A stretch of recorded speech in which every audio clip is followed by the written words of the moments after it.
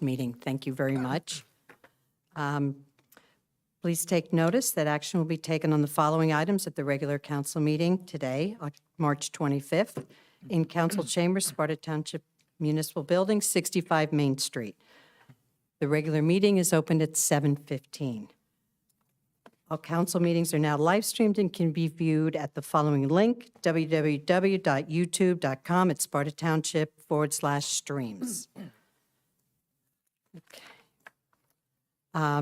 Adequate notice of this meeting was provided to the public and the press on January 10th, 2025 by delivering to the press and posting on the township web copy of this notice. Roxanne, would you do the roll call, please? Councilman Scott. Here. Councilman Blumetti. Here. Councilman Chiarello. I am present. Deputy Mayor Murphy. Here.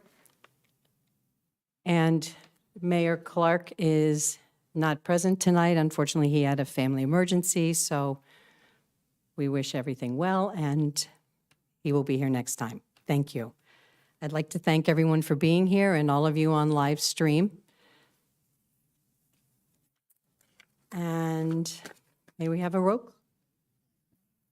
May we have the, may we salute the flag?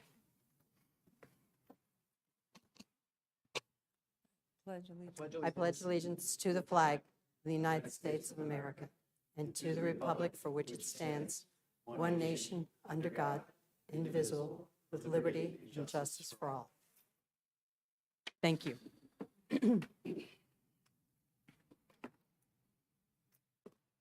Okay.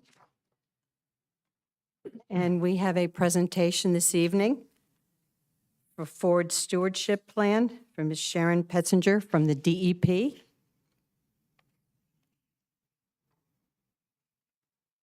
Please come forward.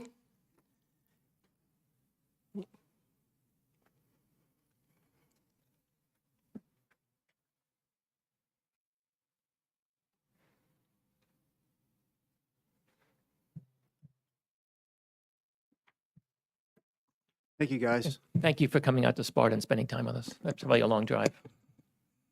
Yeah, thanks. And thanks to the council, Deputy Mayor, for giving us some time to present on the Sparta Mountain Forest Management that we've been doing up there. My name's Dave Golden. I'm the Assistant Commissioner for NJDEP overseeing Fish and Wildlife Program. Sharon Petzinger is with Fish and Wildlife's Endangered and Non-Game Species Program. Sharon's going to give the presentation, but I just wanted to address the council just for a second before she begins. So first, I did want to thank you for having us here.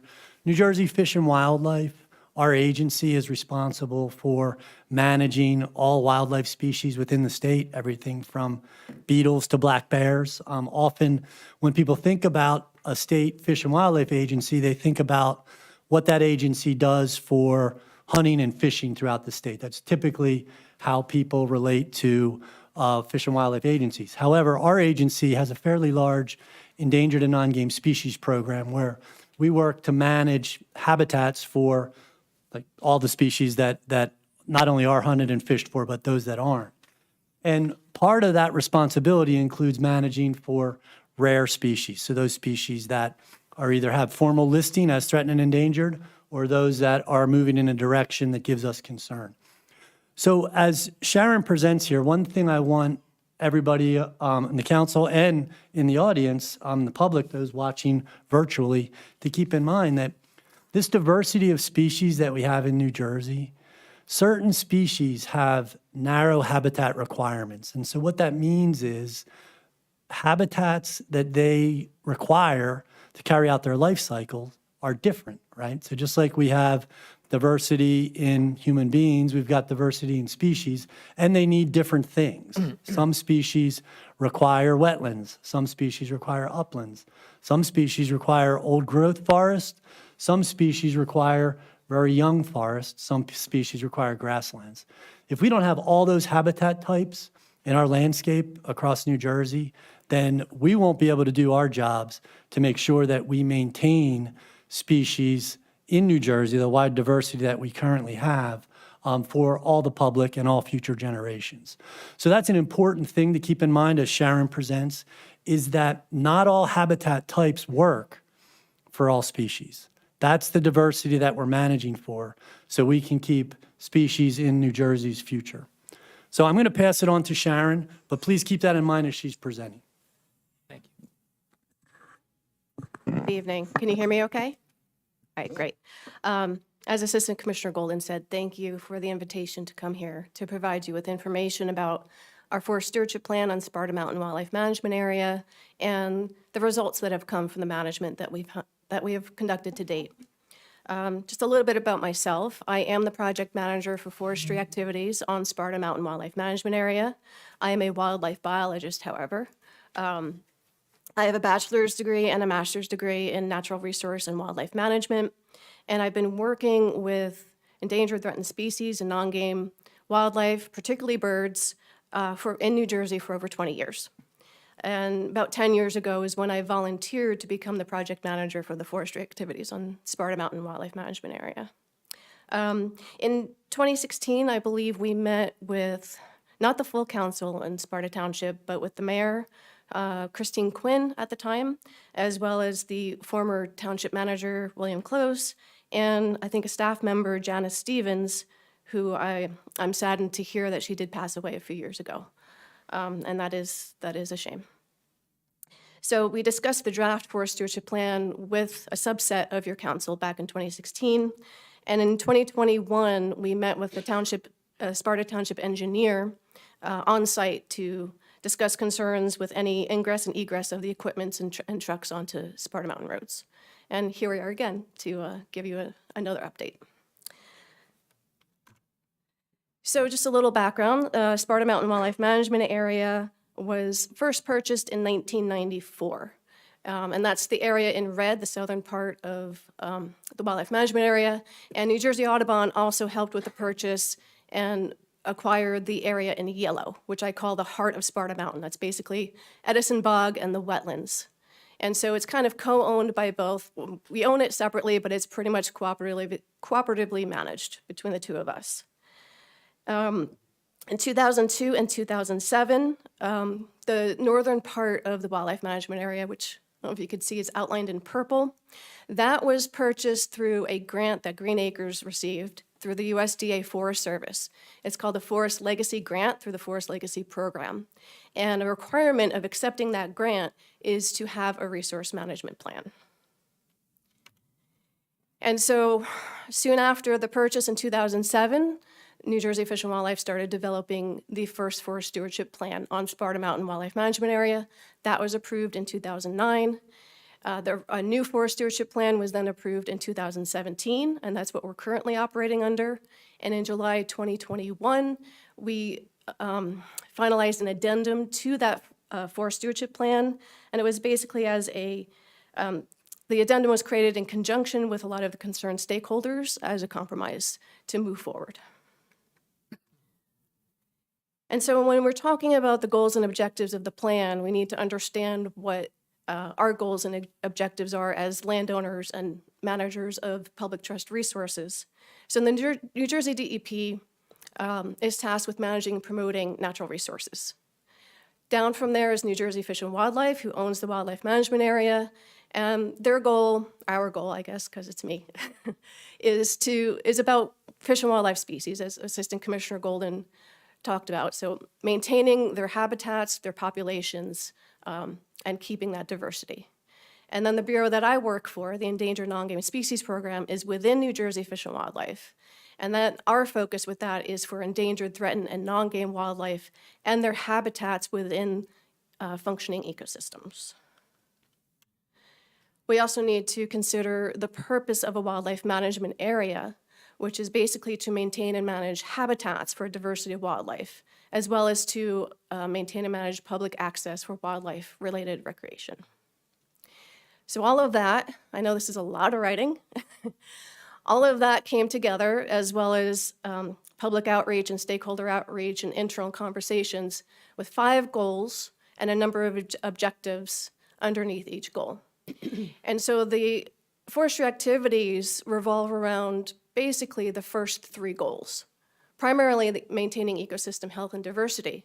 So this is where the objective would be to establish up to 10% of the entire wildlife management area as young forest stands, as well as to enhance biological diversity of native wildlife and enhance vertical structure through gap disturbances, managing for mass-producing tree species, which would be like oak trees and hickory trees. Goal 2, the forestry activities would revolve around wetland overstory removal for turtle habitat, and then for inventory monitoring wildlife populations, managing the property to ensure the existence of rare, threatened, and endangered species. That does not look good. Okay. So it's easy to talk about the answer to the question of, did we accomplish the objectives? But the controversy around the forestry activities is less about the did we accomplish, and more, I think, about why.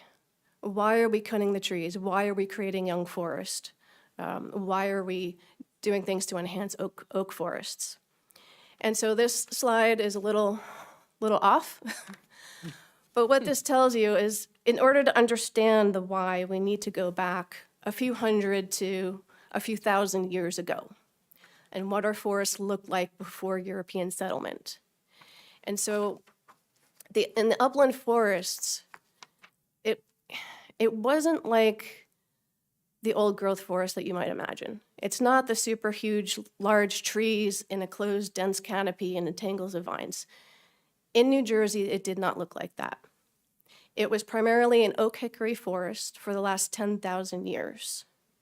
And estimates based on forest disturbances, such as really strong hurricanes that occurred every 85 to 150 years that toppled most of the trees in a stand, and fires that occurred every 20 years. Not as hot as what the Pinelands occurred, but still fires that were enough to keep an open canopy open. That is what the forests look like.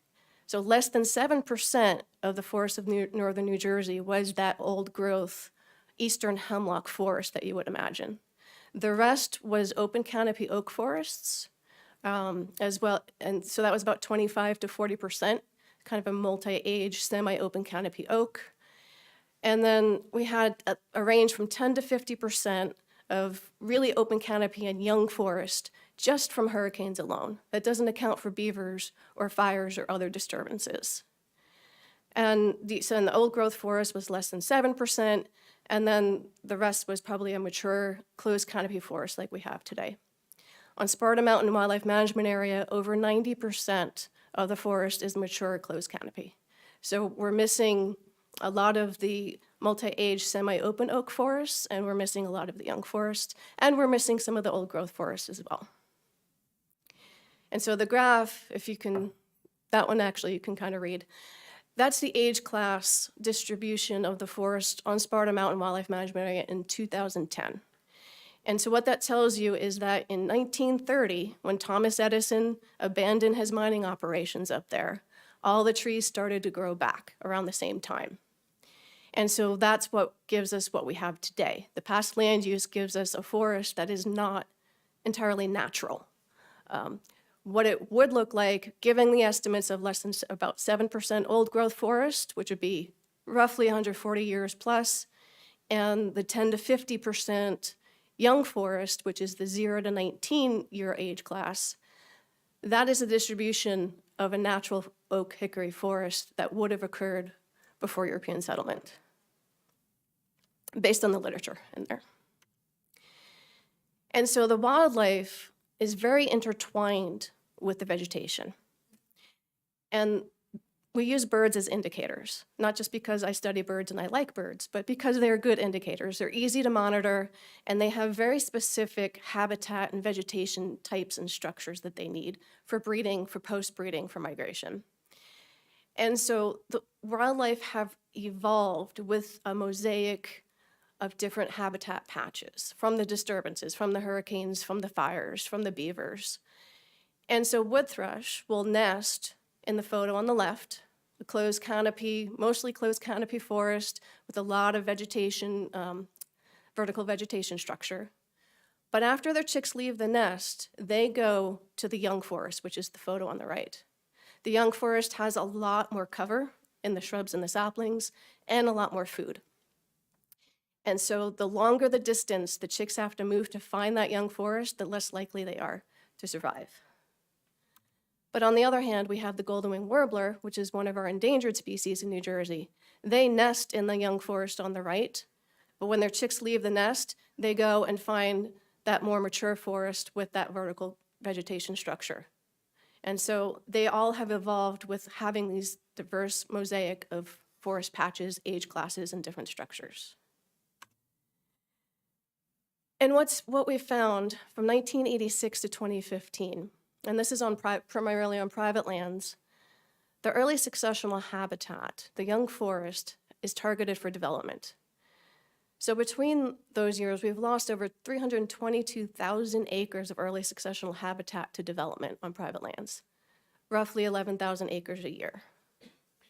Sharon, before Yes. you move on, can you just make sure people understand what that slide's showing? Okay, so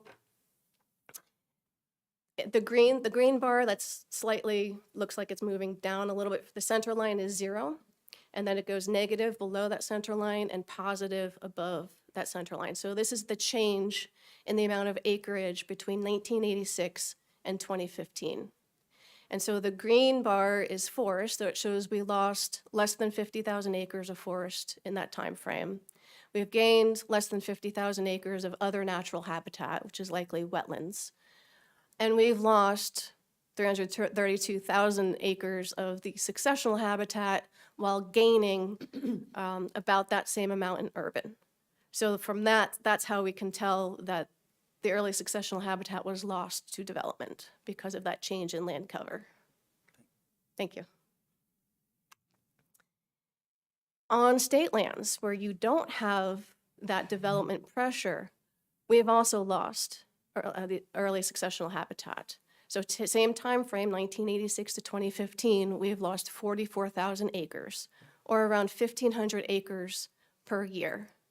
And so again, the green bar is above 0. So basically, it shows you the acreage that has changed over time.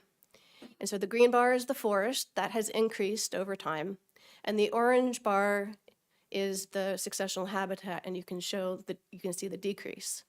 And what happens if you leave successional habitat alone is it grows up into a mature forest. And that is exactly what we have here on state lands from 1986 to 2015. So if 90% of your forest looks like the photo on the left, which is a closed canopy oak forest that is converting to a northern hardwood forest. So you can see on the left photo, the big tree marked with orange, that is an oak tree, but the trees around it are black birch, beech, and maple, and that's a northern hardwood. It's a different forest type. So we're seeing that on Sparta Mountain Wildlife Management Area. So that's 90% of our upland forest. But our wildlife need the photo on the left. They need areas with that young forest, with the shrubs, with the saplings, with the herbaceous vegetation, the grasses, the sedges. And in this site, we've had 4 bird species in the site on the left before management, 32 bird species on the right. And SGCN are our species of greatest conservation need. These are the rare, threatened, and endangered species. And so we had 2 in the closed canopy forest on the left, 15 on the right. And this was just 3 years after the treatment. So if you're going to take what's on the left and you want more of what's on the right, or if that's what you have on the left, you want more on the right, this is what you have to do. And this is where people get really upset, because we're cutting a lot of trees. It looks horrible, but it turns into something wonderful. So, because a lot of people are upset with cutting trees, we worked with a lot of stakeholder groups that had concerns about what we were doing, and we created the addendum to the Forest Stewardship Plan in 2021. This reduced the forest management to a maximum of 10 acres a year, limited the treatments to seed tree and shelterwood only. Now, the reason for this is because the seed tree and the shelterwood treatments are the ones that create the young forest and help to regenerate oak trees. and help enhance that biodiversity of wildlife. And so with the addendum, the plan was proposed to manage 630 acres, 18% of the wildlife management area, in 5 different treatments. And the addendum removed all the treatments except for the 2 and reduced that acreage so that in the 10-year time frame, we are only managing 87.7 acres, or 2.5%. And that is what we've been doing since 2021. So what we have done to date through both plans, 2009 plan and the 2017 plan, is we've managed 129.5 acres in 15 different sites between the winter of 2011 and 2012 through the present, this winter. On each site that a seed tree or a shelterwood treatment was conducted, we have done vegetation and bird response. We have monitored that annually on each site. And we have site-specific reports on our website, and the address is there. There were two of the reports I sent earlier today for you to see. So this is the average of all the sites on Sparta Mountain where we've done surveys before treatment. So this is stand 12, but overall we've had an average of 10 bird species in the closed canopy forest before treatment.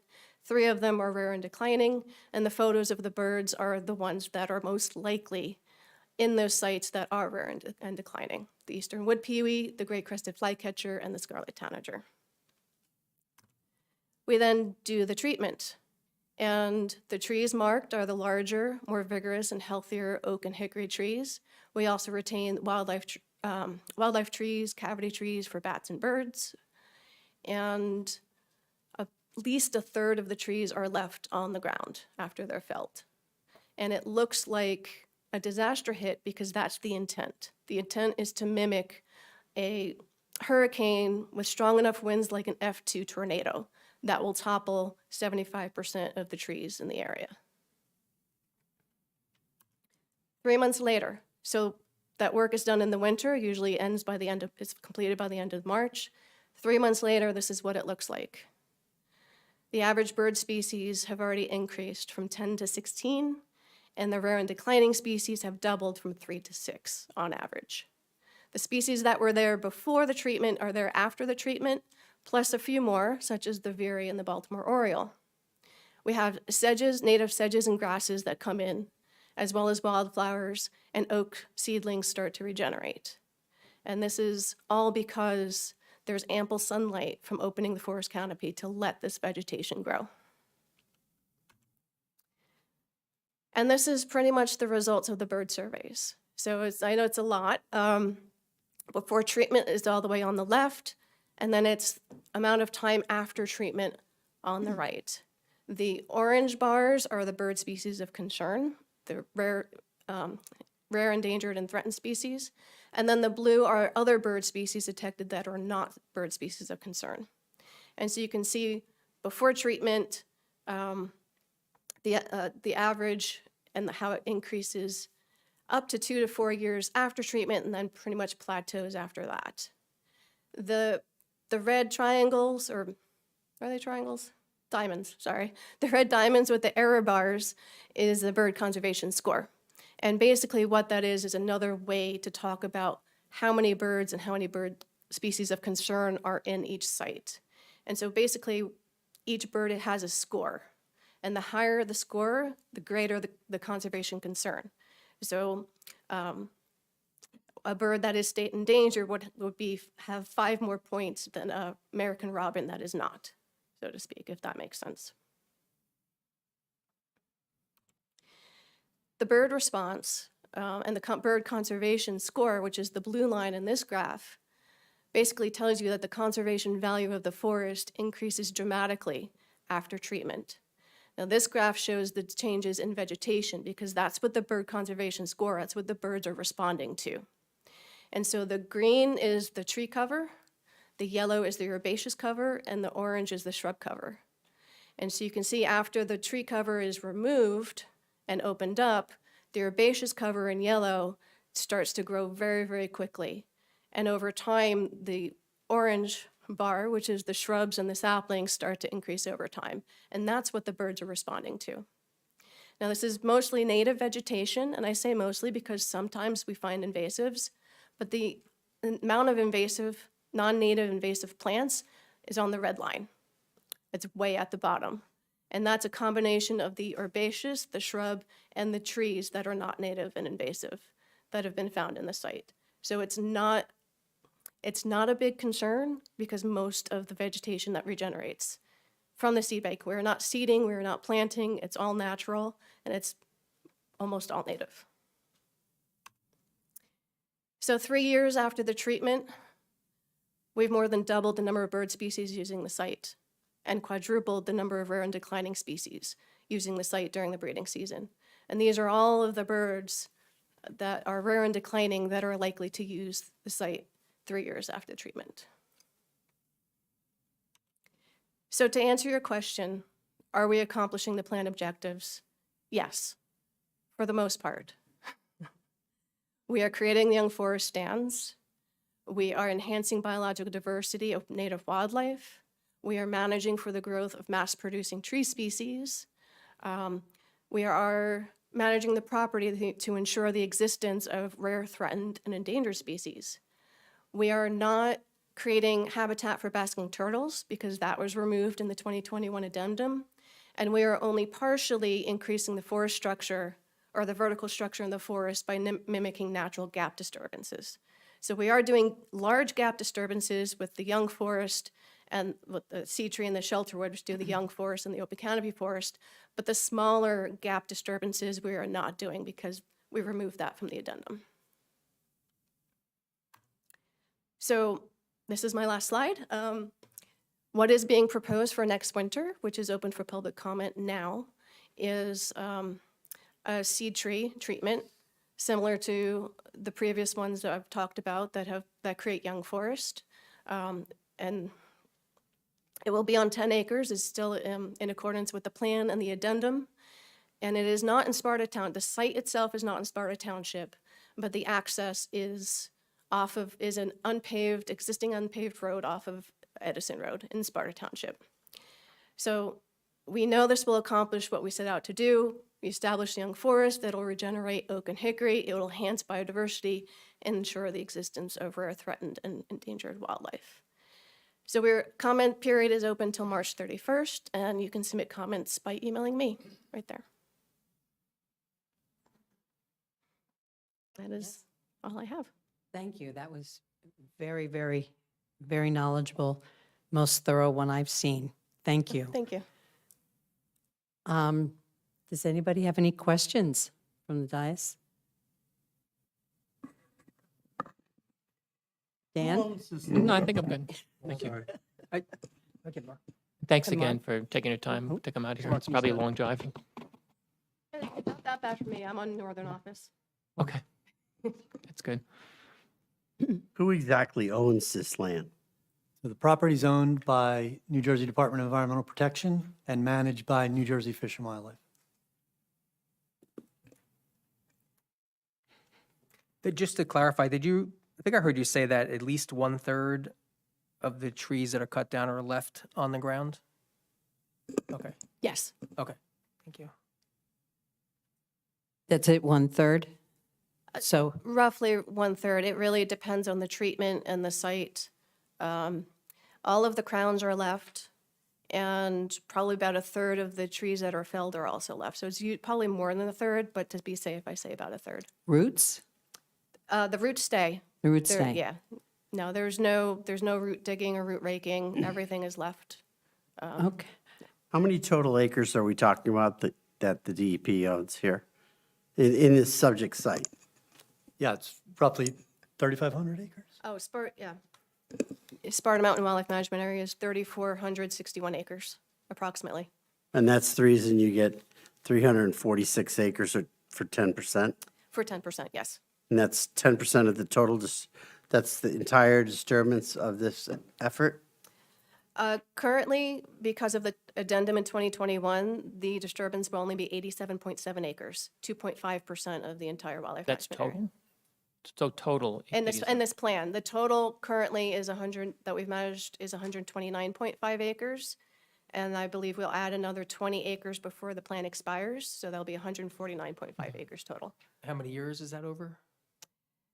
This plan is for 10 years, but the accumulation, the 149 acres would be from 2011, 2012 through 26 and 27, the winter of 2026, 27.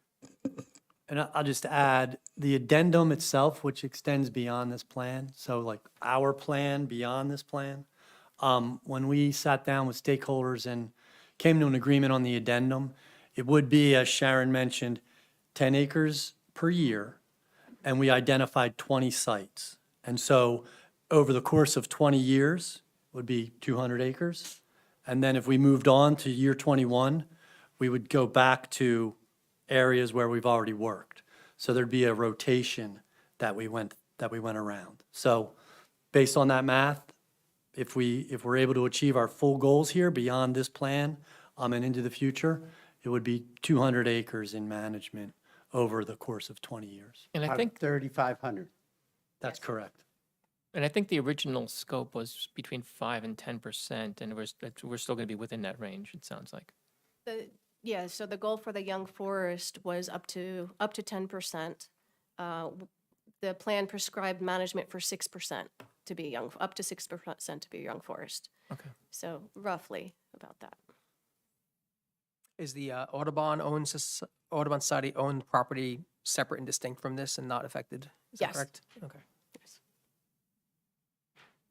I know you were specifically talking about birds, but do you have any data I know that's your specialty, but like the bog turtles, which are an endangered species up here, and there's certain bats that we have. Yeah, so we monitor the birds because they're the easiest. But we do have a lot of measures to consider what the bats need, especially Indiana bat, which has been endangered because of habitat changes, but also northern long-eared bat that populations have tanked from white nose syndrome, which is separate from the habitat. So that's why one of the objectives in the plan, which we still carry out, is to leave roost trees for bats and cavity trees for bats and for cavity nesting birds. And so we definitely do that. We do not have the capacity to do the bat surveys per se, although we have done some. It's just not as easy to do as monitoring the birds every year. In terms of the bog turtle, that is in the wetlands habitat, and that is why the 2.5 acres of overstory removal was targeted for basking turtles, and that was removed from the plan in the addendum, so we're not doing that. You're not doing that? No. Okay. Can you just briefly explain how you handle vernal pools, other environmentally sensitive areas at or near or on the way to a selected site to protect those areas? There are a number of things that we do. With the 2021 addendum, there's specific site selection criteria. And one of those criteria is to have the site at least 400 feet from a vernal pool. And so the sites that we picked are at least 400 feet from vernal pools. Every activity that we do is reviewed internally.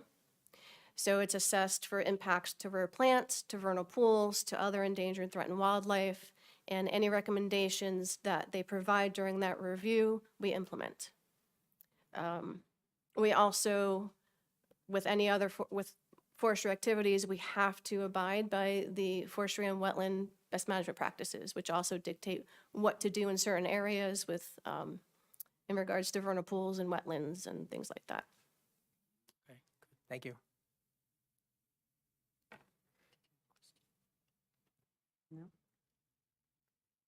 Anybody else from the dais have any questions? I have a question. Who from the DEP monitors the work of the loggers at the site? I do. Well, In, I do, from the DEP, yes, that would be me. on what basis? On what temporal basis? How often? I share the responsibilities with the forester in charge that's also hired to oversee activities and who planned out the treatment on the site. But we try to get out there at least 3, if they're working 5 days or 6 days a week, we try to get there at least 3 days, half the time, as much as we can. Thank you. Anything else? I'd like to open it up to the public for about 20 minutes, so we have questions. I make a motion to open to the public. And we're going to abide by the. Abide by the 5-minute rule per, We don't have a public session on the agenda. I know. They need to, I think that has to be managed by the people that are traveling far to get here. Is that okay with you, if we have questions from the public? Yes. Thank you. Thanks. Okay. Anybody from the public, please come up and state your name.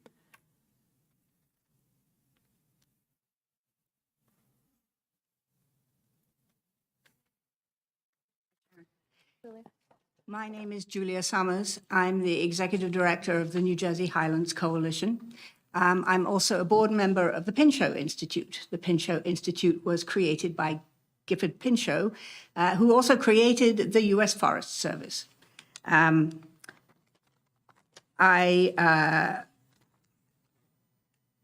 think that you probably have realized that the management of Sparta Mountain is a very controversial issue. It continues to be a very controversial issue. And in light of that, I have a request of Sharon and Dave. Would it be possible to share the raw data that you collected and the sampling methods that you collected on bird species, presence of bird species on site?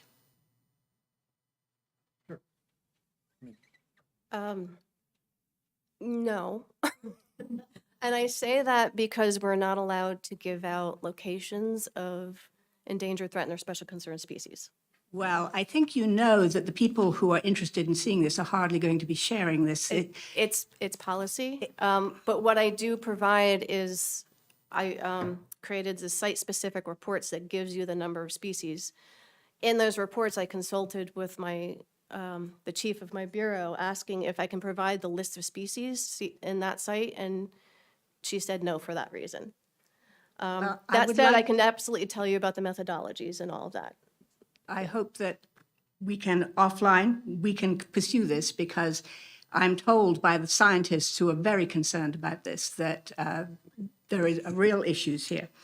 I have a question of the members of the council. If you've had an opportunity to watch a video that the New Jersey Highlands Coalition created about what is going on Sparta Mountain, you will see this is a video made about 2 years after another stand and what has happened on that site, and how it is recovering and whether it is producing the results that have been represented here today.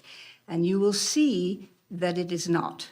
And I recently heard that we have been accused of manipulating the video that you're seeing, and that is simply not the case.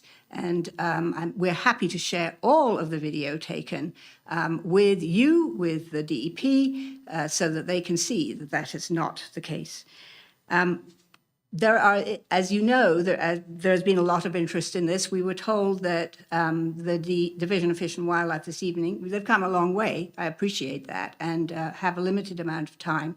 But there are a lot of other people that you should be hearing from about this site. In particular, there are three scientists we would like to bring at a future meeting, perhaps in May, at which point we will have been able to go out onto the site and see what is happening on the site, because, unfortunately, that can't happen before we have to finish submitting our comments, because they close before the growth period really begins, which is very unfortunate. But it will have started by May, maybe your May meeting, if that is possible. But we would like to bring somebody who's a doctor, Dr. Emil DeVito, who will talk about the plants on the site, Dr. Sharon Wanda, who is one of the best bird experts in the state of New Jersey, who will talk about birds on the site, or on Sparta Mountain as well, and Dr. Jay Kelly, who will talk about deer on the site. Because when you look at the video that I just referred you to, there is a second video associated with it that was made by a hunting group. The exact same treatment that is happening on Sparta Mountain is the treatment that they recommend for creating deer habitat. And we have a terrible problem with the overpresence of deer on Sparta Mountain. I am kind of surprised that Sharon referred to the golden-winged warbler because it has not successfully returned to the site. And I also have a request or a comment that this site that's being proposed in 2018, the only time that we have met, or that the Division of Fish and Wildlife agreed to meet with us, they met with us in 2018 on site, and they agreed that this particular site will never be logged. And of course, now it is being logged. So we're extremely distressed about that. We don't believe that we have been heard, and we don't believe that our comments, as they have never been, addendum or no, we don't believe that our comments on what's being proposed will be heard either. None of them have been. Thank you. Thank you very much. Good evening. I'm Richard Kelsky, the Vice President of the New Jersey Forestry Association. I'm just going to keep it very short. I've visited the site several times with other members of our association. Everything that Sharon said was observed by us. But I thought it might be helpful also for you to know that the Highlands Council actually commissioned their own review of the site and all of the components of the site. And I thought I would provide you with copies of their meeting report and their site visit report. And I'd like to just read 3 lines from the summary of findings.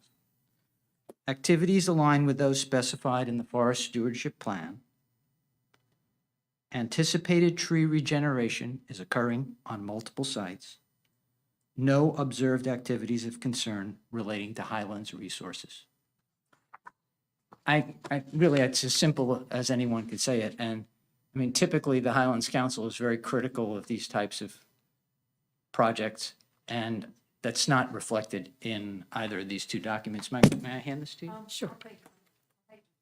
Roxanne? Thank you so much.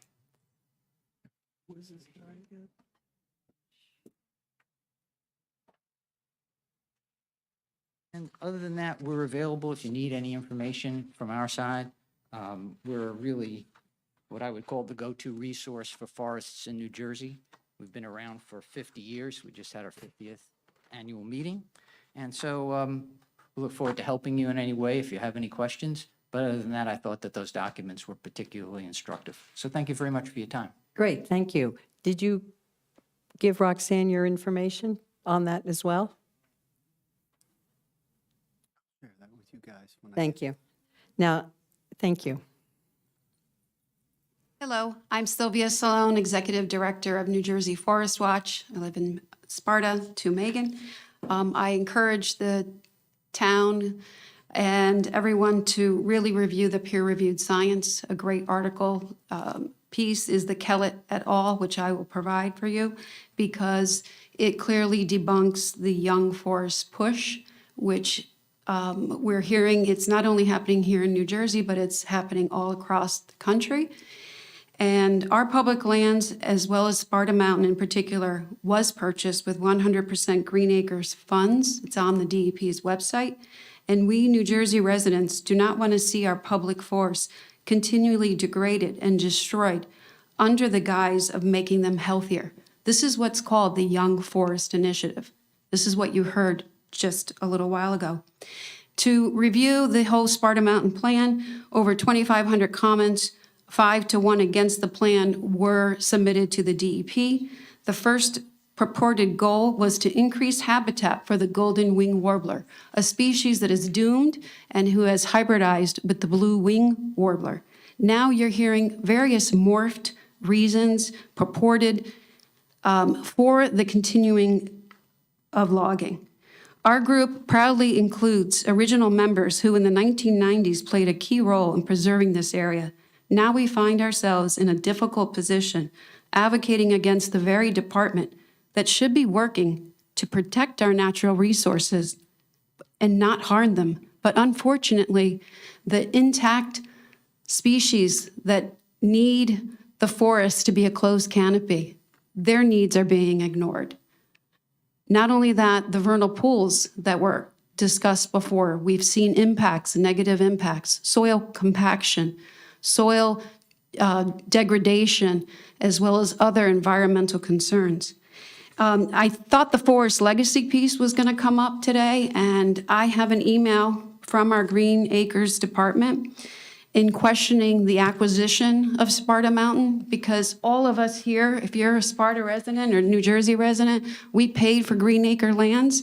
It is the state that, yes, is tasked to manage the lands, and no offense, but I would give our state right now an F for managing, especially Sparta Mountain. It is an area that has 140 documented rare and threatened endangered species that are being harmed in many cases, but you're not going to see that on these bar graphs. The Green Acres memo, this email says, the bottom line, Sylvia is correct. The majority of SMWMA was not acquired by Forest Legacy funds. The Forest Legacy reimbursement accounts for about 8% of the cost of the entire acquisition. So Sparta Mountain belongs to the people. Sparta Mountain, as you can see and you've heard, invasive species are now spreading because of the logging. Trees are not growing. Carbon sequestration has been lost. The iconic golden wing warbler has not been reported nesting in the logged areas. As I mentioned, what about soil compaction, water impacts? All of these are being ignored. You do need to read page 11 of our analysis of the lack of success on the Sparta Mountain Plan, where you'll see the measurement of success is based on the number of species, but ignores all the other effects in their actions. We want to encourage a science-based methodology. It must be used and shared. If it's not going to be shared, it's not real data. In fact, when you look at who promotes and advocates for deforestation, typically there's a financial incentive behind that. People involved in this program, whether it works or not, are incentivized in promoting more logging, and it's their job now to greenwash all of this. I ask, why is it that we can agree deforestation is bad in other countries? I've mentioned this before. Let's keep the facts the facts. Deforestation is deforestation. Why is it here in the most densely populated state of New Jersey, it is being called to be something that we should be doing? Are we crazy?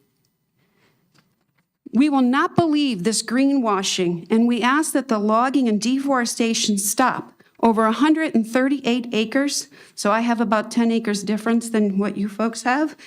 It's 105 football fields have already been created. Don't forget, we already have the power lines running through. That's 140 acres.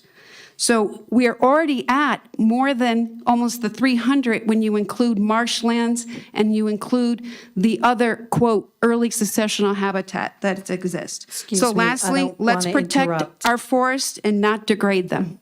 Thank you. Thank you. Something I want you to know is we would like to invite the Forest Watch back at another time, at another meeting, to also give a presentation.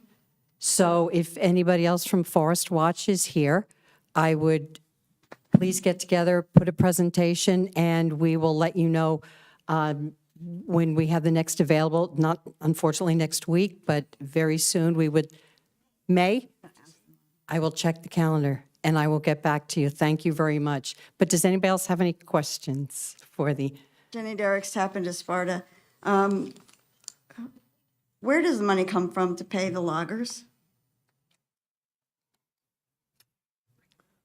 The money for this particular work, I mean, comes from varied sources, but most recently, we've been using our federal grants to What pay kind of for the federal grants, activities. excuse me? It's federal grant out of our, sure. So my salary is, for this work is under state wildlife grants. I'm sorry, state State wildlife? wildlife grants. Thank And you. so that is a grant that we've had, I think, since 2008. And that pays for the loggers? No, That pays for my salary. Okay. For planning and for monitoring and for evaluation only. And so that's, the state wildlife grants is basically to manage the species of greatest conservation need as identified in the Wildlife Action Plan and to implement the Wildlife I Action don't mean to Plan. interrupt, but my clock is running. So Okay. who pays for the loggers? So that is CBT, so corporate business tax. So it's state money, corporate business tax that actually hires the forester to So do the it's work. not a grant. It is not a grant, no. And who does the whole hiring, contracting and all of that? Who, The DEP does. DEP? Not you? I am the DEP, so Okay, yes. me. okay, so you. And so when you're talking about monitoring, part of the amendment plan at least, and the original plan from 2017 discusses, I'm concerned mostly with the actual day-to-day activities, that the trucks are supposed to be washed before they come back in. So does that happen? Where does that happen? How does it happen? I don't see it happening. I live right around the corner. So it is in the contract to power wash the vehicles and all the stipulations that they need to abide by. Before they return onto the site to reload. Before they enter the site and their activities on the site. And so you don't know where they're doing it? You're monitoring them, but you don't know if or where they're doing that?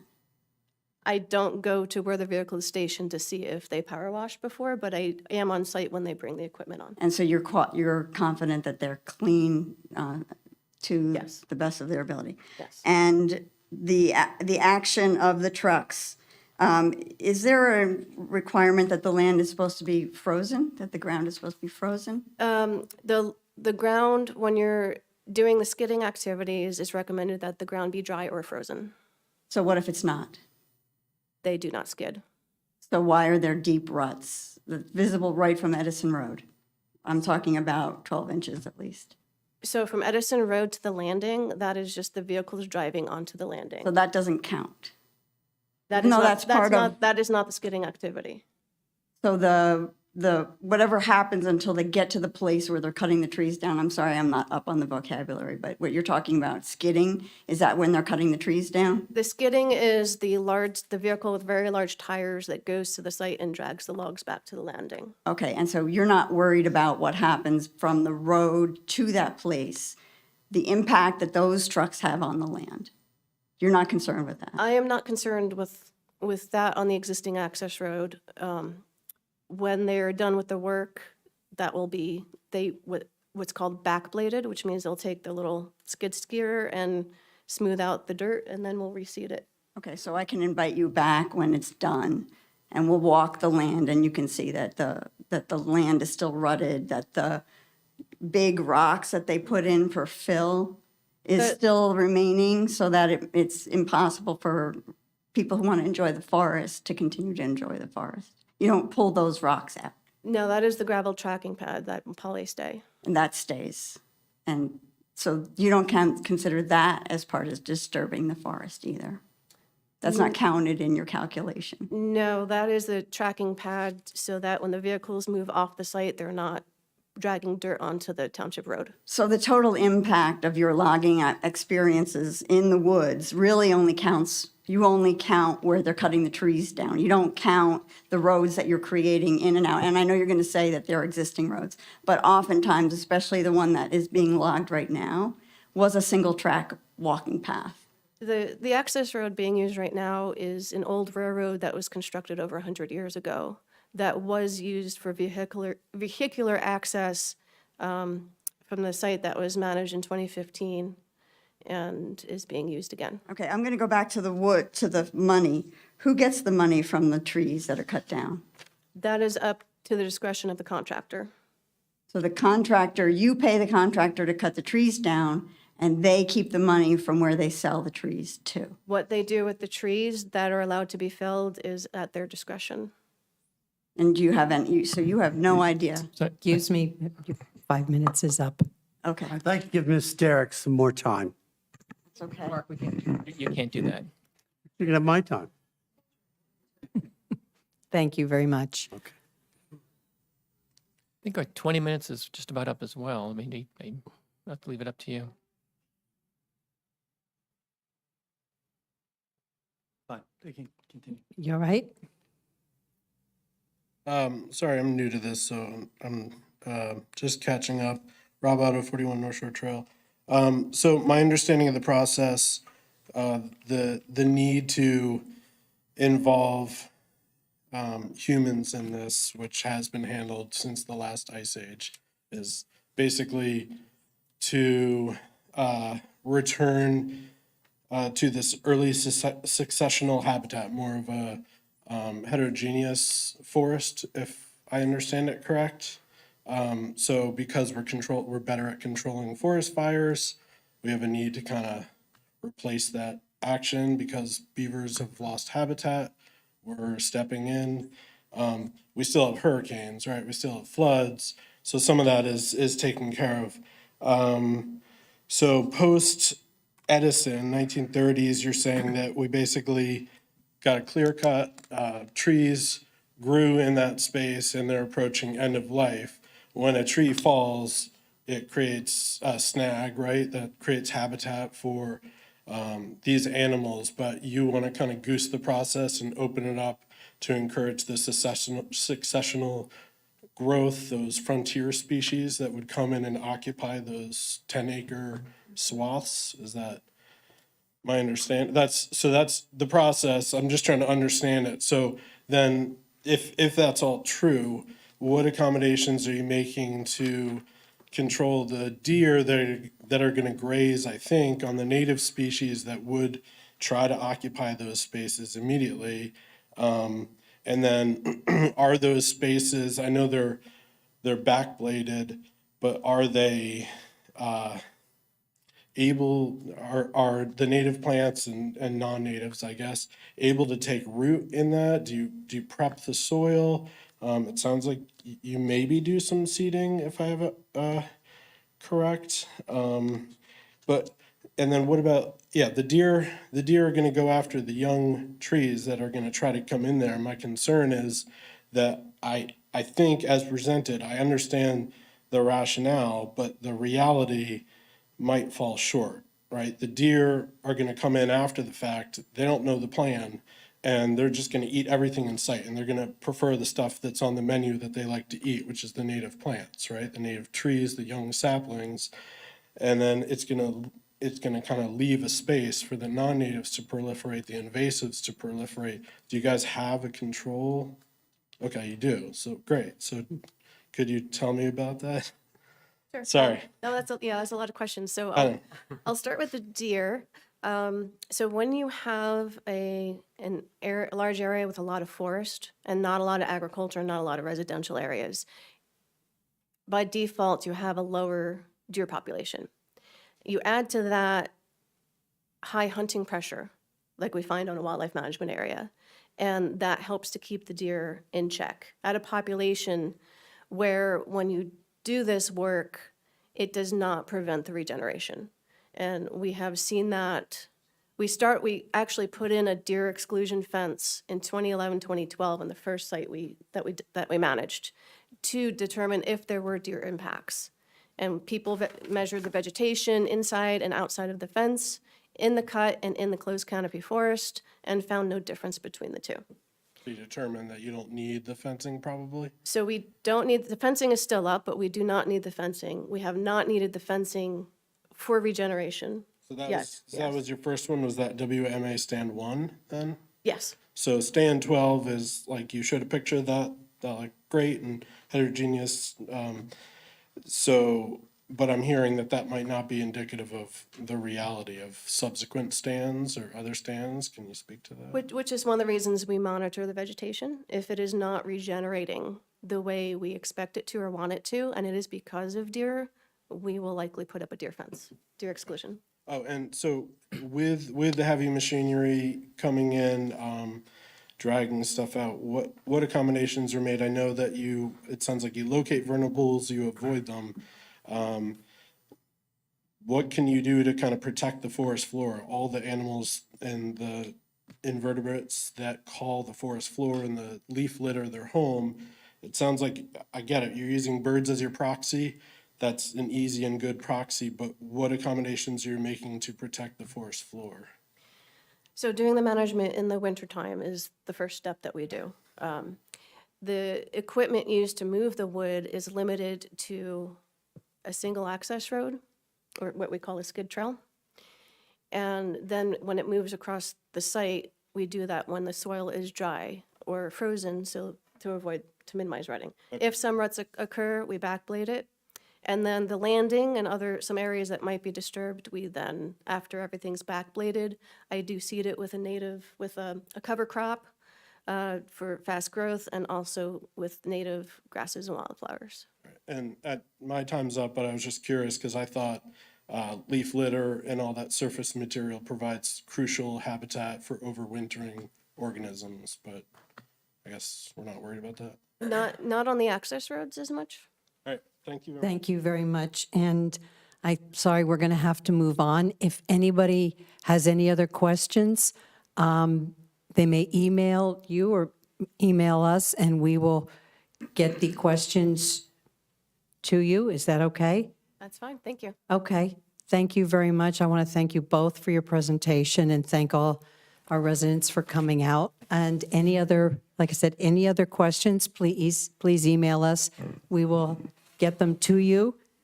And Do we have both contact information? Or we have yours? both of yours, Sharon, and I can email you. Email to the clerk, if you can. okay. And we will email you the questions and then get back to our residents, okay? Thank you. Thank you very much. Thank you both very Thanks much. again. Appreciate Thank it. you. Thank you very much. Thank you. Safe home with the sinkholes. Yeah.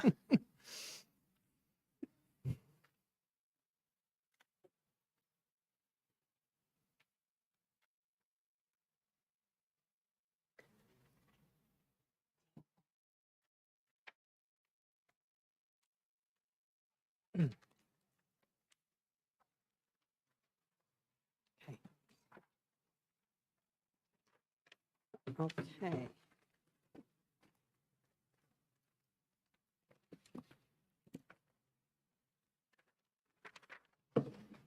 Okay.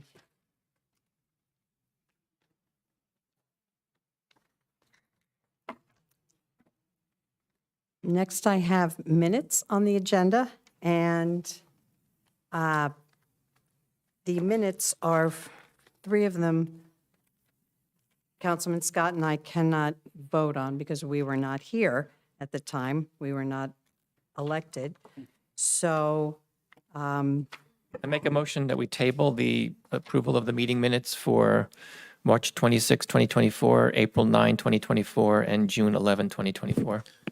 Dan, before you do, I understand why you might want to do that. I just asked that the council reconsider that because you do have the two, you and Dean are here, and Mark and Margie, councilmen, would not otherwise have a chance. They otherwise would not be voting. So you do have two of the three. If you are, I think we need three to approve anything. or you, I think 2-0 is not, I think we need a, okay, well, you tell me. We could do it with two. I think we can do it with two under the circumstances. Okay, I will rescind my motion because it would be a to, majority anyway, right? Yes. I'll rescind my motion to approve the So then, meeting minutes that I mentioned. okay, so can we do them all together? Any reason why we can't? Sure. Unless you'd like to do them separately. I can make a motion for all three, Dan? No. Sure, Okay. I have no objection. Okay. I'd like to make a motion that we approve the following executive meeting minutes: March 26th, 2024, April 9th, 2024, and June 11th, 2024. And I will second that. Okay, All in favor? all right, so all in favor? Aye, Aye. and you two will abstain? And we abstain. Mark? Abstain. Okay. And then may I have a motion to approve the January 25th, 2025 regular meeting minutes as presented? May I have a motion? I'd like a motion to approve the regular meeting minutes of January 28th, 2025. May I have a second? Second. All in favor? Aye. Aye. Aye. Okay. Motion carried. And now, Mr. Zepp, may I have a manager's report? Moving along. Thank you. Good evening, Deputy Mayor, Council, Sparta residents, both present and on our YouTube stream. Our Planning and Zoning Department would like to remind our Sparta business owners that all portable advertisement signs must be renewed annually before the deadline of June 15th each year. More information on this can be found under the Sparta Township General Code, Sections 4-17.1 through 4-17.7, or call the Planning and Zoning Office at 973-729-8093 for further information. The Recreation Department is looking for Sparta seniors to participate in the annual Sussex County Senior Olympics.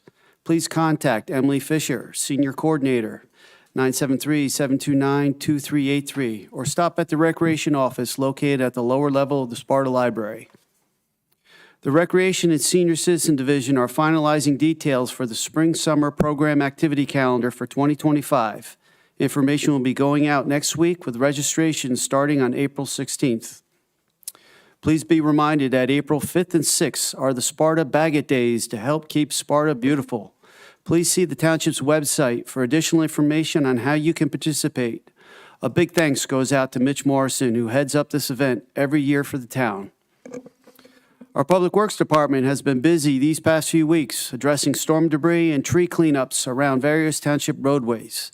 The DPW has also completed its first round of street sweeping.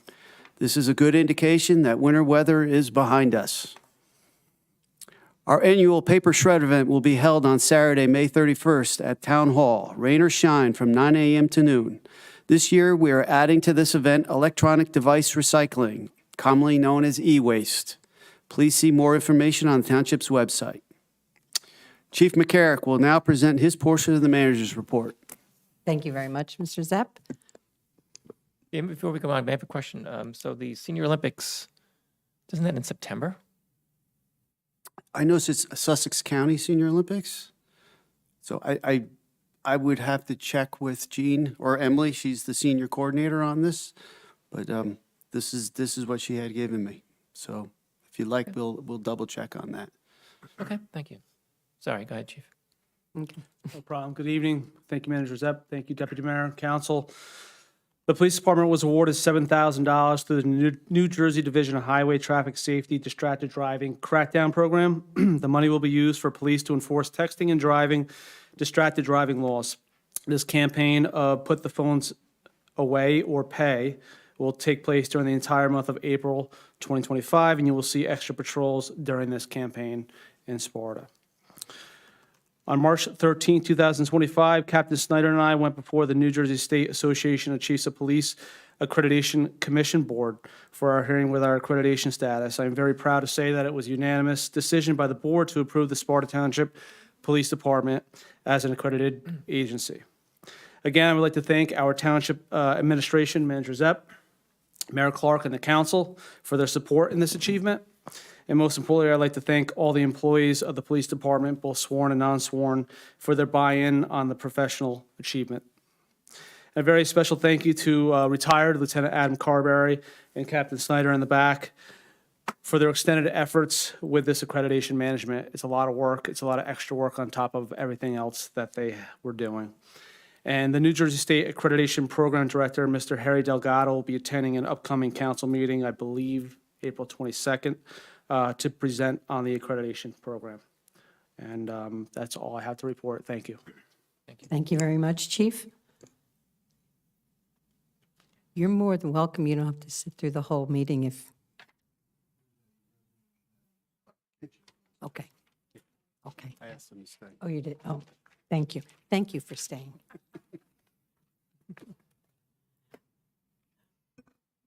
Okay.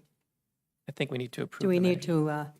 to, may I A make a motion. motion to accept the manager's report and the chief's report? So moved. May I have a second? I'll second. All in favor? Aye. Aye. Thank you. And now we have an open to the public session. Please state and spell your name for the record. Each speaker is limited to one comment of no more than 5 minutes and no yielding of time to another. items not on the agenda. My name is Robert Moss. I live in Bloomfield, and I'm involved in hiking and Sparta Mountain issues and so on.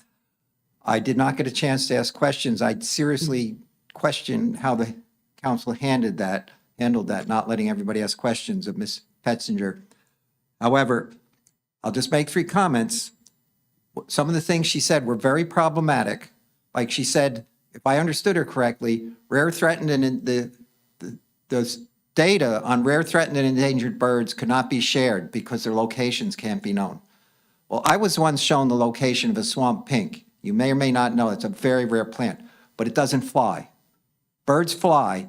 If they announce there's rare, threatened, and endangered birds returning to Sparta Mountain, people are going to go looking for them. They're going to go walking around till they see them. I just don't buy what she said about that. Next case. I believe she was being disingenuous about the source of funds for paying the loggers. She said the corporate business tax or corporation business tax. Well, I have data, I have spreadsheets showing in certain years, Green Acres funds were used for habitat management in Sparta Mountain. Green Acres funds now mostly come from the corporation business tax, and I believe Ms. Petzinger did not want to say that. She didn't want to say Green Acres. I believe that was disingenuous. I can't ask her now. I will be sending emails to her, you guys. And one other thing, just a comment. They talk about natural conditions. This really drives me up the wall. Cutting down trees and removing the lumber grade logs is not creating a natural condition. Storms don't blow the logs into the sawmills. Thank you. Should I put my name here? Please. Thank you very much for your comments. And by email, I will give her a chance to respond. Thank you. Thank you, Mr. Moss. One comment for everyone, too. While we would appreciate getting your emails and forwarding to the DEP personnel, feel free to directly email them, too, because we don't necessarily need to be in the middle. We would love to hear what they say. I want the council to hear her, but I will use her address. She had it up there. Yeah, definitely contact them. And just a reminder that the council's jurisdiction here and authority is, you know what it is. I mean, it's very limited. Yeah, you're we don't own the council, land, but- just to be clear, so, We want everybody to know. yes. Now you've got my address here. Oops. Does somebody else want to speak? Yeah, let me just, I'm having trouble writing.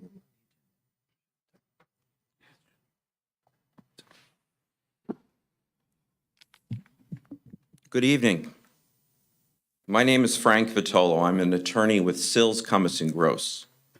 My address is 1 Riverfront Plaza in Newark.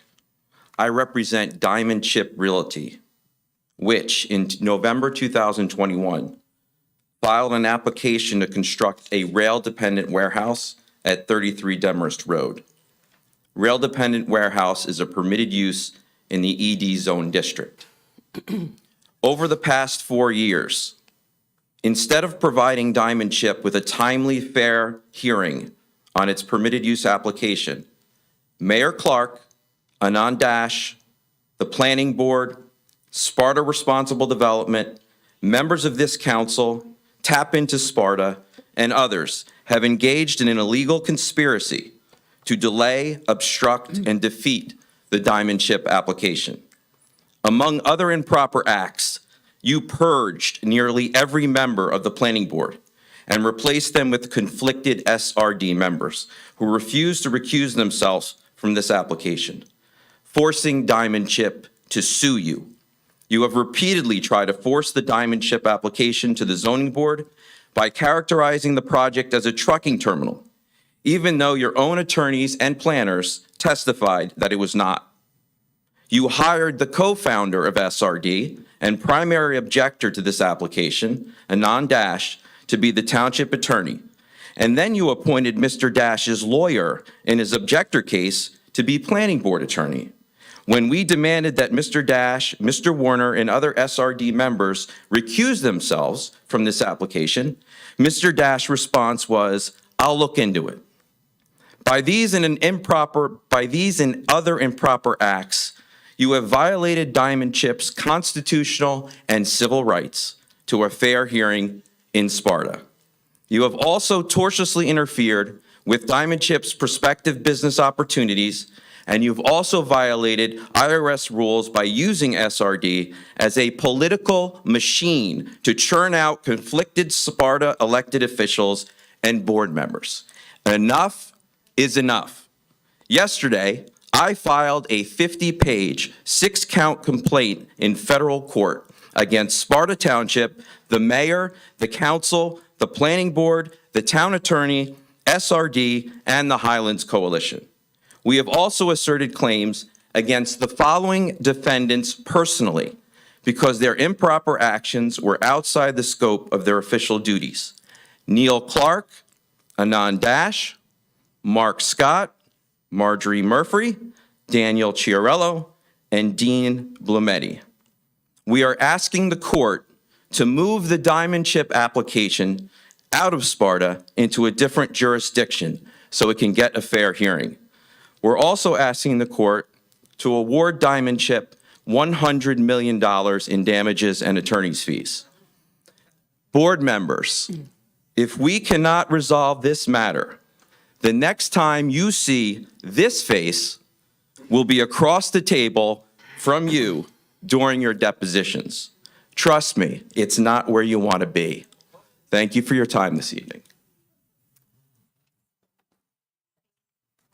Next, please. Good evening. I'm Lori Krieger, Sussex County Bird Club member. I had a private conversation with Ms. Petzinger outside regarding my questions. There wasn't enough time during your panel discussion, so am I allowed to project our conversation that was taken outside to the council, men, women? It's on the agenda, so we were not taking questions that were on the agenda. But you've already discussed it with her, so. Yeah, I just wanted to enlighten the members up front. You may send us an email. Is that the way? Oh, okay. Is that correct, or go ahead? I think since we allowed a couple people. Well, You can make your comment, ma'am. okay, it's just quick and, okay, and I've never done this before, so. That's okay. This is my first time doing this too, so thank Okay. you. Thank you. So I asked about how the bird population is monitored up at the reserve up there. And Ms. Petzinger is the sole person, I believe, and she monitors between May of 15th and June 15th in intervals. And I did ask her if the public was invited to join her and how we could get data on the population. There could be one scarlet tanager, for example, and then that gets recorded. But she did tell me Ms. Clark, who works for the state of New Jersey and head of her division, she makes the final call. So I just wanted you to make aware of that we are not presented with enough data that she was releasing today. Okay, thank you. Thank you very much. Thank you. Good evening, everybody, and thank you very much for hearing us all out tonight. I am going to talk about Sparta Mountain as well. Steve Opresnik, Megan Terrace, and Sparta here. So I did also wish we had a few more minutes to ask Sharon a couple questions because I did catch a few things that didn't seem on target. And I think you should be aware of some of these things and the audience as well. While I appreciate Ms. Pettinger's passion for this, it's her passion, but it's also her job. And as the kind woman who just spoke, Sharon is the sole arbitrator, executioner, data collector, project manager. And I have a problem with that. All the data is going through her. If it was my job, I want it to succeed. So we have to be careful with the data that we see here and was presented with. So you can build, we all heard this expression, you could build it, but will they come? The golden wing warbler, Sylvia talked about this, a few other people, I have it on my phone, it's gone. It's not coming back.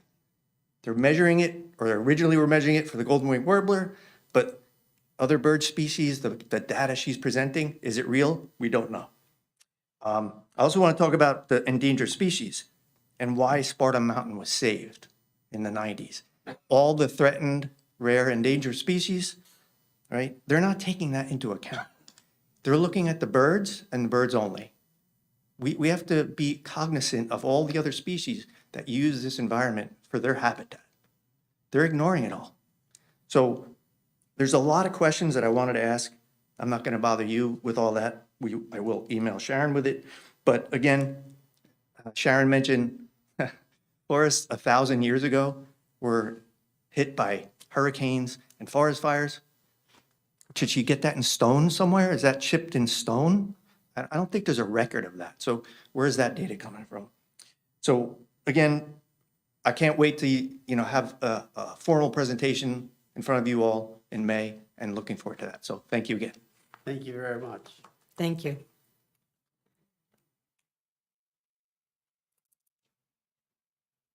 Anand, what jurisdiction, I mean, what ability do we have to influence this?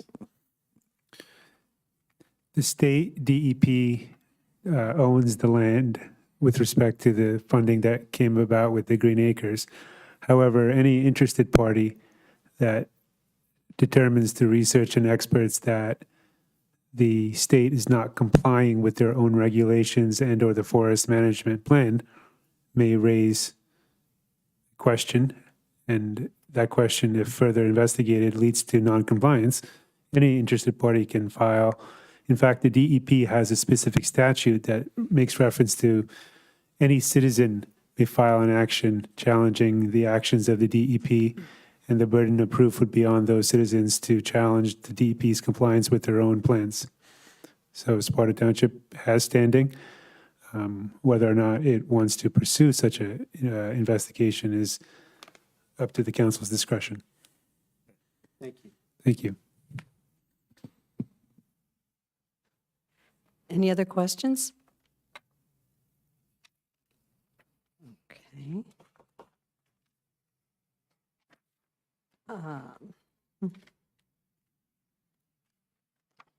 And now we have the expenditures.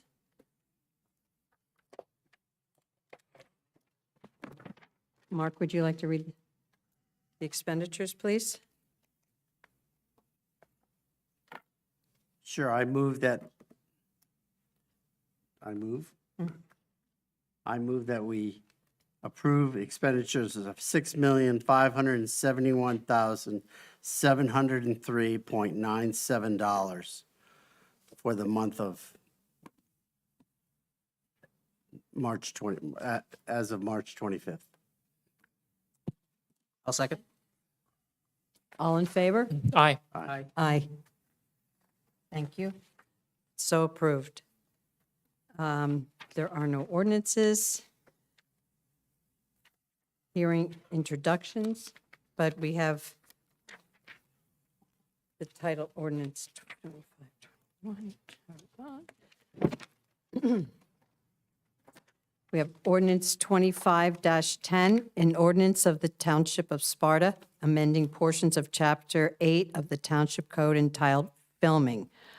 I move to table this until next time, since Mayor Clark is not here, and so we can make a informed decision, and he so may help make this ordinance. I would prefer him to be here. Second. All in favor? Can we have a roll call vote, please? Councilman Scott, Yes. Councilman Blumetti, Yes. Councilman Chiarillo, No. Deputy Mayor Murphy. Yes. Okay, then that means it will be tabled, the filming, until next week, or until next April- meeting. April 8th. April 8th. Thank you. Now we have another open to the public comments. Please state and spell your name for the record. Each speaker is limited to one comment of no more than 5 minutes and no yielding of another time to another person. Any And other these are on the comments? resolutions. Pardon me? Limited to the resolutions on the agenda. Right. Resolutions below. Anyone? No?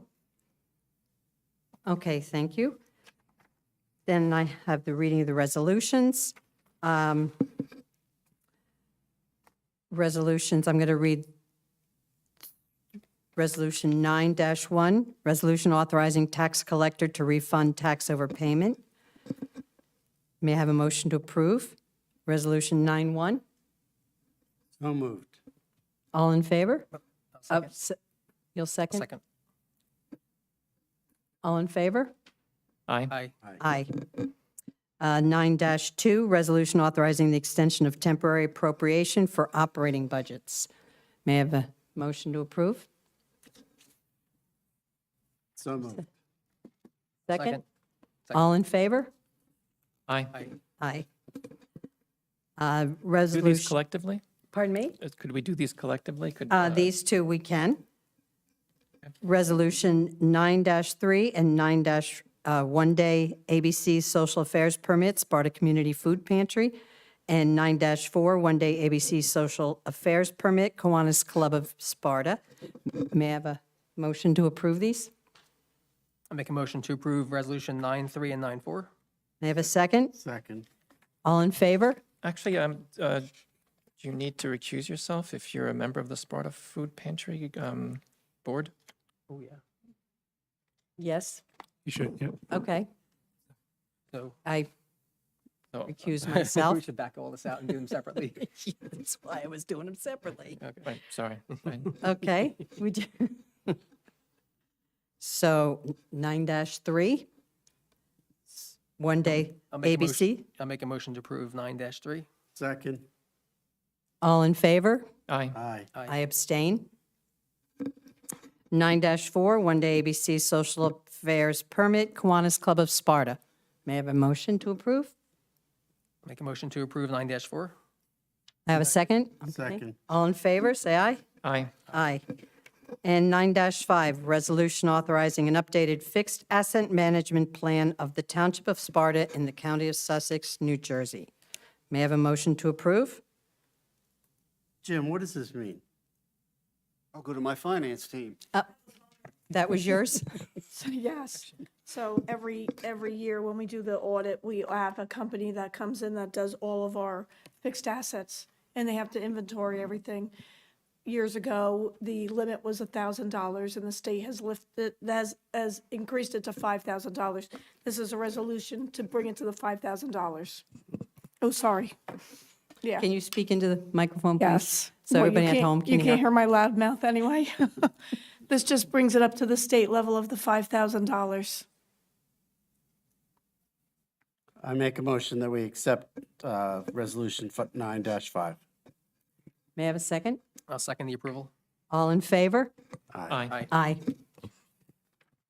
So approved. May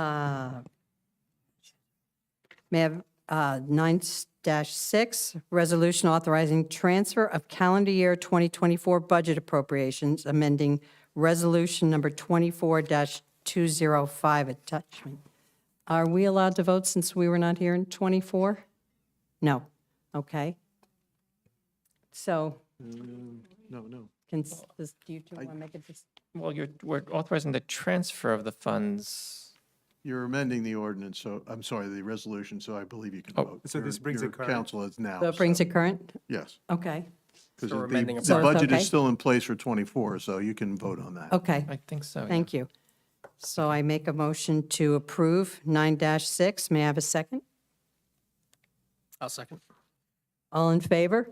Aye. Aye. Aye. 9-7, a resolution authorizing the transfer of calendar year 2024 budget appropriations. Anybody like to make a motion to approve? Make a motion to approve 9-7. May I have a second? Second. All in favor? Say aye. Aye. Aye. 9-6 and 9-7 approved. Okay. Thank you very much for attending this evening. Well, now we still have council liaison updates and new Do we have business. what? No. You're just letting them. Oh, I'm the glad- them? group. The finance group. Okay. Oh, sorry. Oh, Thank you. unless you want to stay. Thank you and have both. fun. Thank you very much. Okay.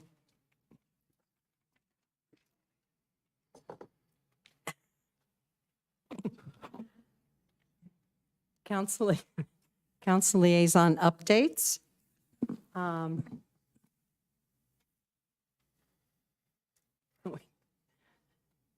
Dan, would you I like have to nothing start to with your add. liaisons? I have nothing to share. Oh, okay. Dean? None for tonight.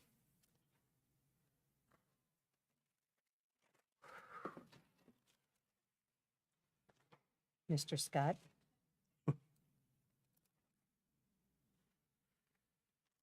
I have nothing to share at this moment. Okay. I have, for the Environmental Committee, which will be meeting this week, and I will have more updates. I was not there last time. But what I do know is that Mrs. Chiarello, Lisa Chiarello, was at the meeting and gave a terrific speech on plant this, not that. And it's native plants that we need and what ones will not work well in our environment. And it was extremely successful. And I am working on the Sustainable New Jersey Land Use Pledge. And, pardon me, that is all I have, and I will be back in town for on the senior committee and my other committees. Thank you. Yeah, can I report on the planning board? Yes. Okay. The planning board last week had a review of the cannabis ordinance and saw and how that related to the master plan. The planning board indicated that the proposed cannabis ordinance was not in line with the current master plan and offered 10 plus reasons why they believed that the cannabis resolution should not be approved on or about April 8th.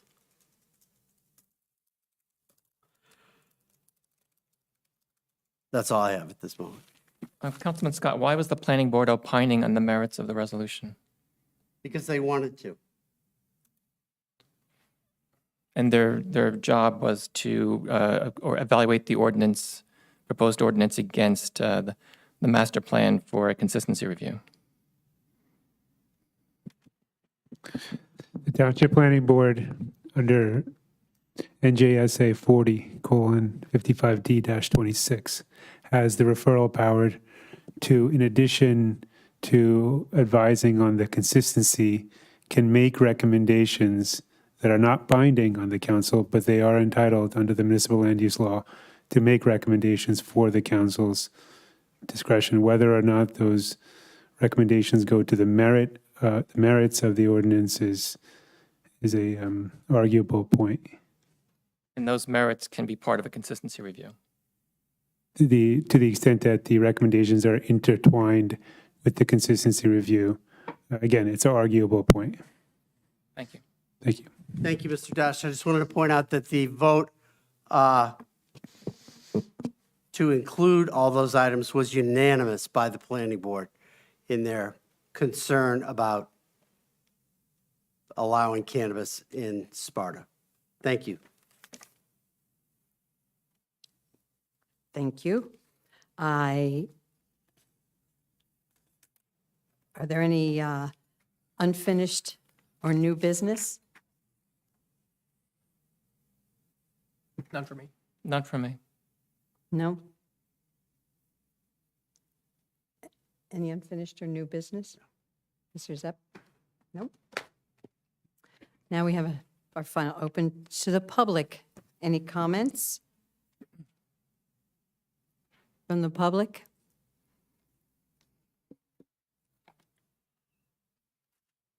Jenny Derrick's Tap into Sparta, back revisiting the issue of minutes, planning board minutes for 2024.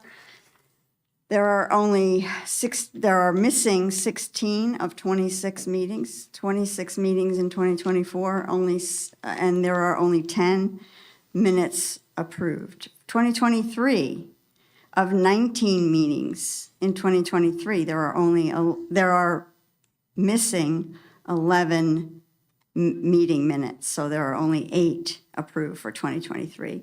This is in violation of the Open Public Meetings Act, especially 2 years out. Do you have an update, Mr. Zepp, on the brownfield? I thought that you had conversations with my planning board department, my planning department head. No. Ms. Fox, I did because I not. know she has been working diligently at him since her return. She was out on leave for a while, and now that she's back, I know that she's been working hard at getting caught up on those minutes, and she's been putting them on the agendas as fast as possible. So I know it's a slow go, but she is getting them done, and I know you cite that violation. However, it is, a lot of them are on the YouTube record video for those who are adamant to see the sessions if they care to, before we can get them into a minute format and have them approved properly through the board. But it's I mean, I'm not going to argue in with you, but progress. that's not the same thing as having minutes. I appreciate that. I understand, but it is an outlet that with this day and age, the technology that we have, that it's nice that it's an option as opposed to not having anything. As opposed to not having anything, thanks. And then the brownfield, do we have an update on the brownfield? Nope, I've seen emails where they're waiting for the permit now that the proposal has been accepted. Who's waiting for a permit? The township is. Okay. The township's waiting for the permit, so that would allow them to then fill in those 2 acres of wetlands out the on the DEP? brownfield. Right, from the DEP, Wetland Council. And we're waiting for that permit.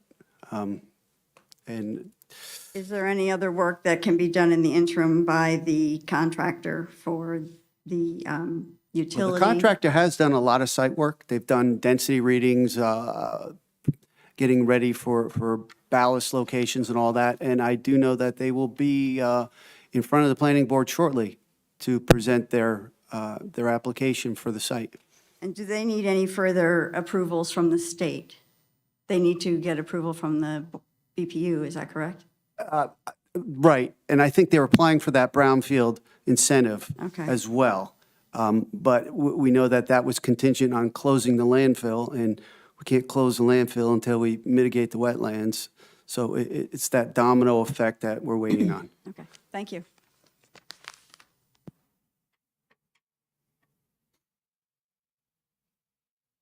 Thank you.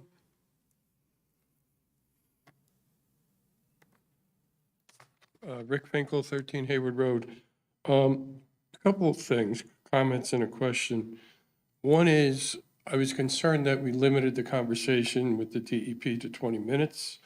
You have a 5-minute clock. That means you're limiting 4 people to share their input. I know they drove a long way, but they know it's a controversial issue.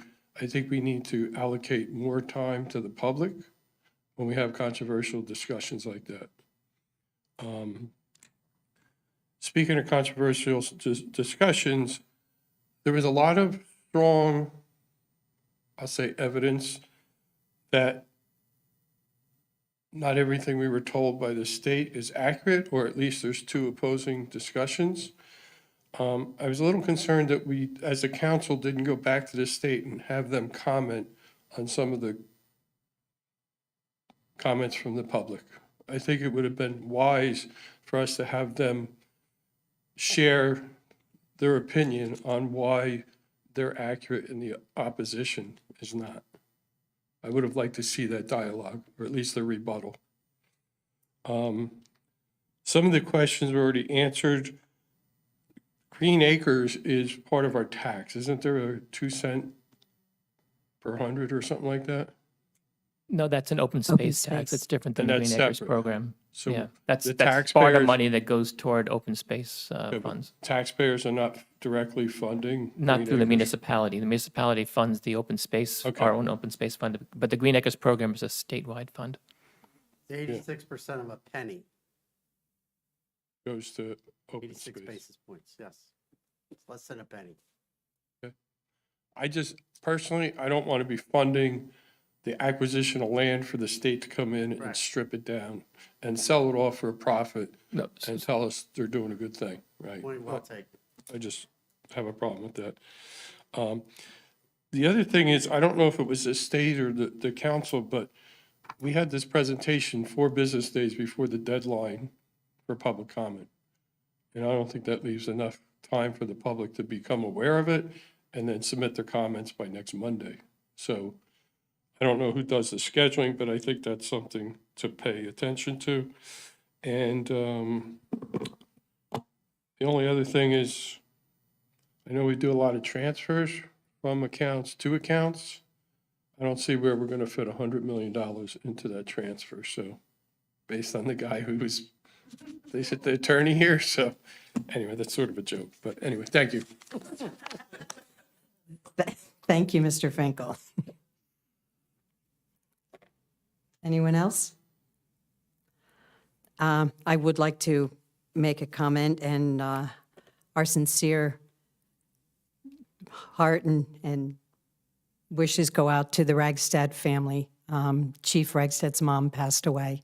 So we just want to offer our condolences and our heartfelt love for that, for him and his family. I unfortunately didn't know her, but I've known him a long time and his kids. So we wish him all the best. Anybody, anything else, council? No? Okay. May I have a motion to adjourn? I'll second. All in favor? Aye. Aye. Motion carried. Meeting is adjourned. Thank you all very much, and thank you, everybody on YouTube.